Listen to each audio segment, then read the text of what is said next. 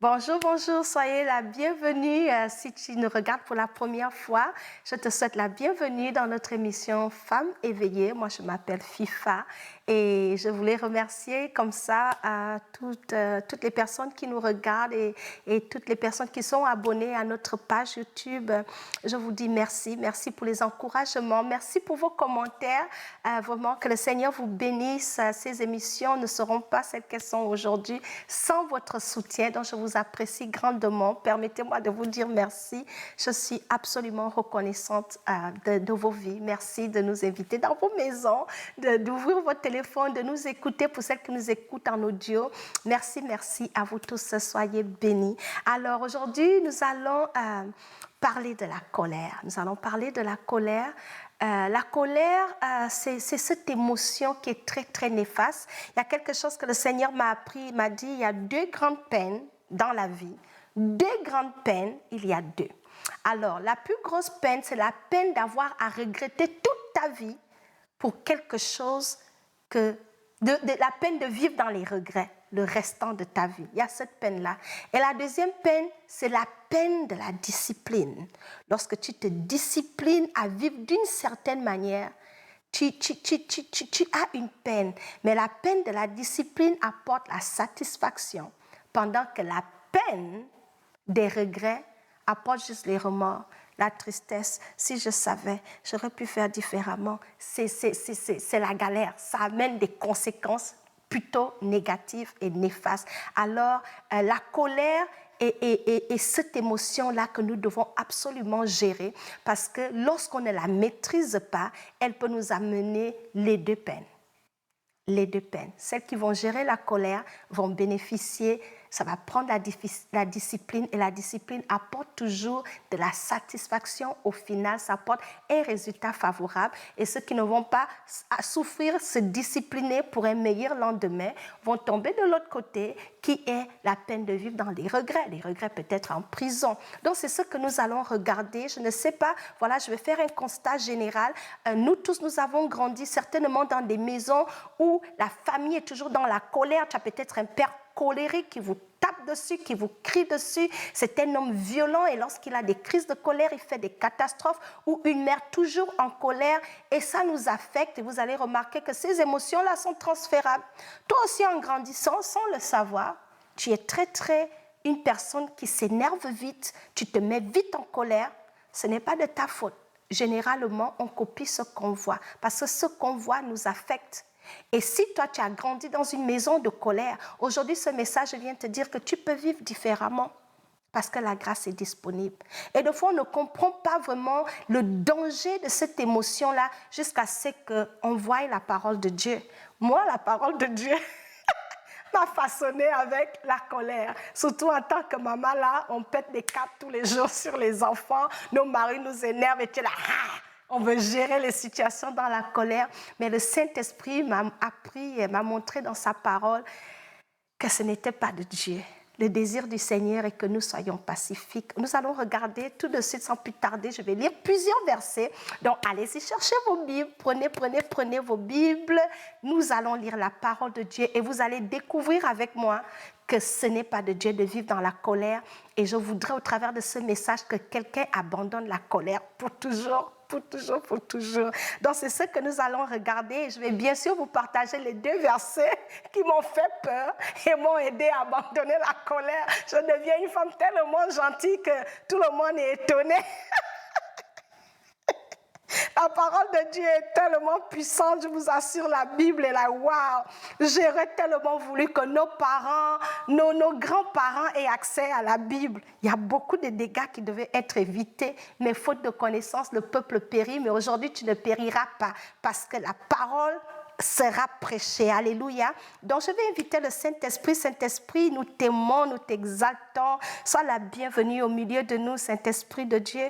Merci pour ta parole. Ta parole est vie. C'est elle qui apporte la conviction dans les cœurs. C'est elle qui nous enseigne, qui nous corrige, qui nous conduit, qui nous délivre de l'ignorance. Que ta parole vienne faire de l'effet dans la vie de quelqu'un au milieu de nous ce soir. Saint-Esprit de Dieu, touche chaque cœur, accorde ta grâce à toute personne qui vit encore dans la colère.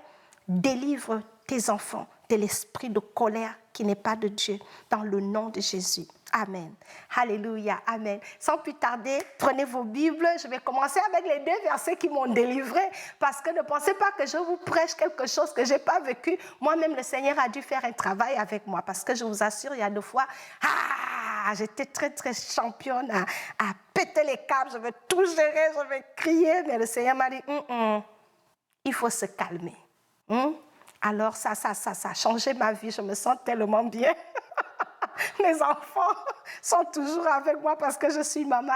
Je suis devenue douce par la grâce de Dieu. Aujourd'hui, le Seigneur va t'adoucir. Tu vas plus crier sur ton mari.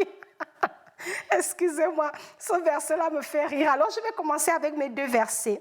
Celui qui est lent à la colère fait preuve d'une grande intelligence, tandis que celui qui s'énerve facilement proclame sa folie. J'avais lu ce verset-là peut-être 100 fois. J'ai souligné ça dans la Bible. Je relis, je dis, Seigneur, je ne comprends pas. C'est un verset que j'ai dû me repentir, travailler. Je dis, Seigneur, celui qui s'énerve facilement proclame sa folie. Proverbe chapitre 14, verset 29. Celui qui est lent à la colère fait preuve d'une grande intelligence. Donc, lorsque tu ne te fâches pas, tu ne pètes pas les câbles, la Bible dit que tu fais preuve d'une grande intelligence. Mais le monde nous fait croire que quand on est énervé, on crie sur les gens, on parle aux gens n'importe comment, on pète les câbles, la maison vit dans les tensions, on pense que c'est bien faire, c'est ça la force. Non, la parole de Dieu nous dit ici que celui qui est lent à la colère fait preuve d'une grande intelligence. Moi, j'ai dit, Seigneur, je vais être intelligence. Il m'a dit, sois lente à la colère. Alors, j'ai adopté ça. J'ai dit, je ne veux pas proclamer ma folie en me fâchant rapidement. Alors, le 2e verset que le Seigneur m'a donné, je vous ai dit qu'il y en avait 2, c'est Proverbe chapitre 12, verset 16. Il a dit, un fou manifeste immédiatement sa colère. C'est-à-dire quelque chose arrive, boum, il agit, action, réaction. Il dit, c'est un fou. Celui qui couvre un affront est un homme prudent. J'ai dit, Seigneur, je refuse d'être folle. Non, ce sont les fous qui pètent les câbles à tout bout de champ. Non, je refusais. J'ai commencé à prier. J'ai dit, Seigneur, je ne veux pas être une femme folle, une maman folle qui est en colère tous les jours dans le foyer, qui est en colère tous les jours partout, elle s'en va, toutes les situations, elle gère ça dans la colère. J'ai dit, Seigneur, délivre-moi, aide-moi. J'ai commencé à prier, j'ai demandé la grâce de Dieu et j'ai commencé à répéter ce verset, à le déclarer. Je l'ai écrit sur mon frigidaire. Comme ça, quand je lave les marmites, ça va monter. Je vois encore un fou se met immédiatement en colère. Donc, quand j'ai lu ça, je prends une distance. Quand je vois que quelque chose, ça va monter, un fou se met immédiatement en colère. Et ça m'a aidé à me calmer avant de me fâcher. Donc, c'était mes 2 versets. Nous allons continuer. Un autre verset que je trouve vraiment magnifique. C'est une gloire pour l'homme d'éviter des disputes, mais un fou s'y engage. Tu veux vivre dans la gloire. Tu veux expérimenter la gloire de Dieu dans ton foyer, dans ta vie. La Bible dit que lorsque tu évites les disputes à cause de la colère, tu piques les crises. Il dit, lorsque tu évites les disputes, tu vas expérimenter la gloire. La gloire, ça peut simplement être la paix, beaucoup plus de quiétude dans ta vie, beaucoup plus de tranquillité dans ton foyer, lorsque tu choisis de laisser les disputes et la colère.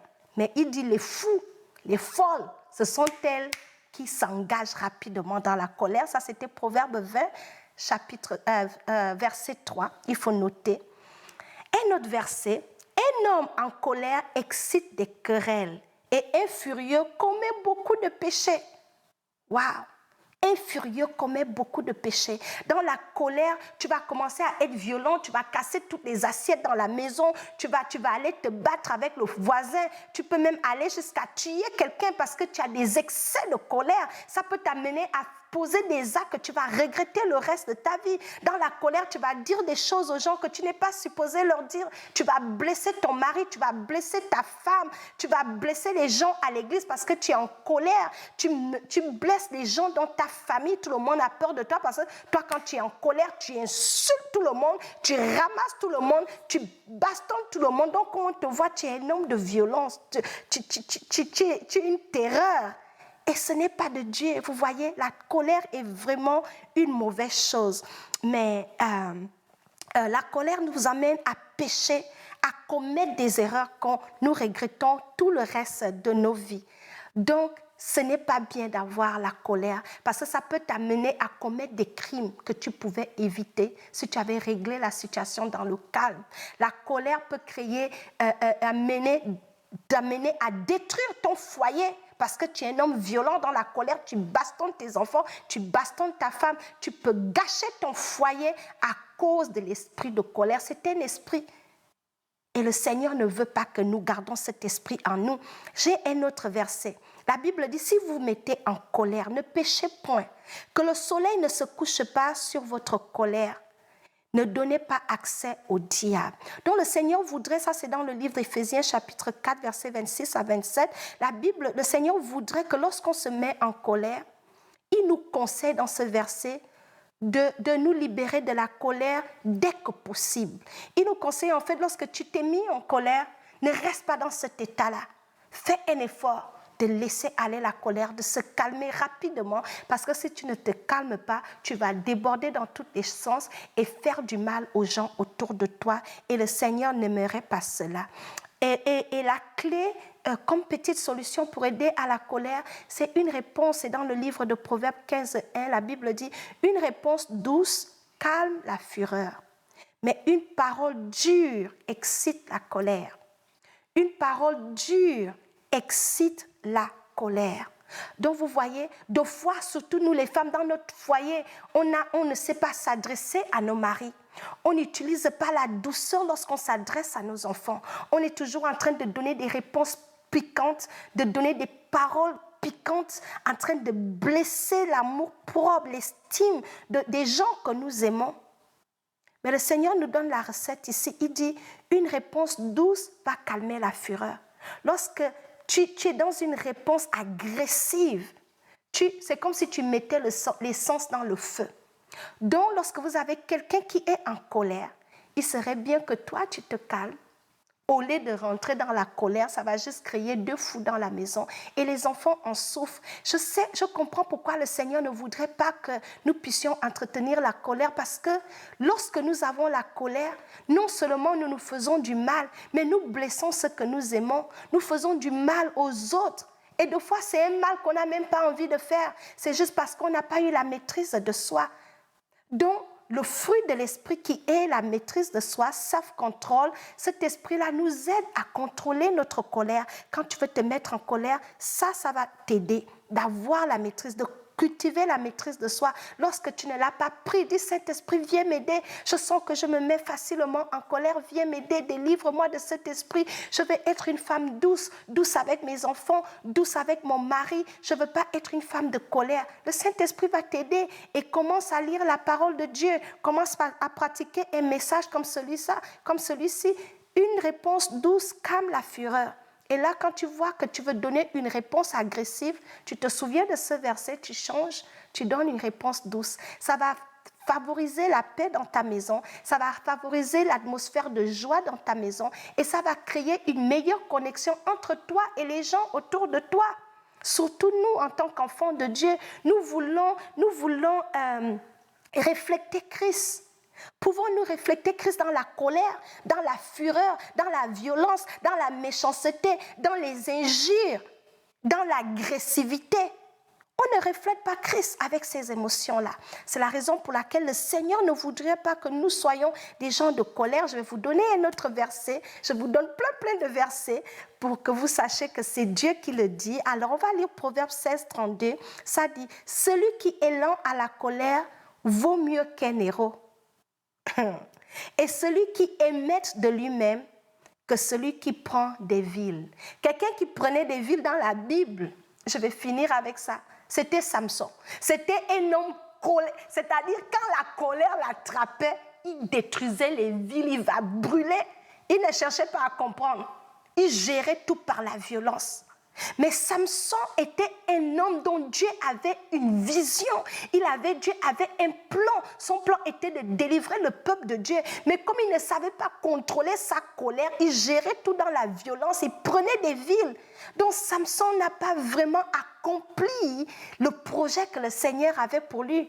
Dans sa naissance, Dieu avait déjà planifié que c'était émis à part de Dieu. L'Esprit de Dieu était sur lui. Mais à cause de l'esprit de colère, Samson n'a pas atteint ses objectifs. C'est vraiment une triste fin.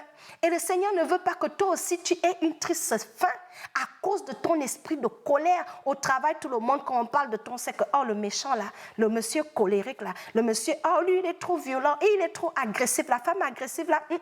C'est comme ça qu'on t'identifie. Fais attention parce que cela peut t'amener à finir comme Samson et ne pas atteindre ton potentiel divin, ce que le Seigneur voudrait que tu fasses pour lui. Tu ne peux pas le manifester aussi longtemps que tu vis dans la colère. Et je vais faire l'avocat des enfants ici. Notre colère, notre manière de parler affecte nos enfants. La violence que nous entretenons dans nos maisons affecte nos enfants. Alors je veux m'adresser à vous toutes les mamans qui m'écoutez et aux papas également. Nos enfants ne méritent pas de grandir dans l'atmosphère de violence parce que plus tard ça a des répercussions sur eux. À cause des traumatismes de notre colère, de notre violence, on forme des enfants également colériques et violents et agressifs. Et lorsqu'ils développent ces sentiments de colère, là, vous savez ce que nous faisons? Nous ouvrons la porte à l'ennemi de détruire nos enfants parce qu'ils vont se tourner vers la drogue pour calmer leur colère. Parce qu'à la maison, il n'y a pas la paix, il n'y a pas l'amour, il n'y a pas la joie. Ils vont aller chercher la joie chez le voisin. Et le voisin va leur donner la drogue. Ils vont aller chercher la joie chez les amis. Et les amis vont leur donner des mauvais conseils, vont les influencer, les amener à faire du voyoutisme.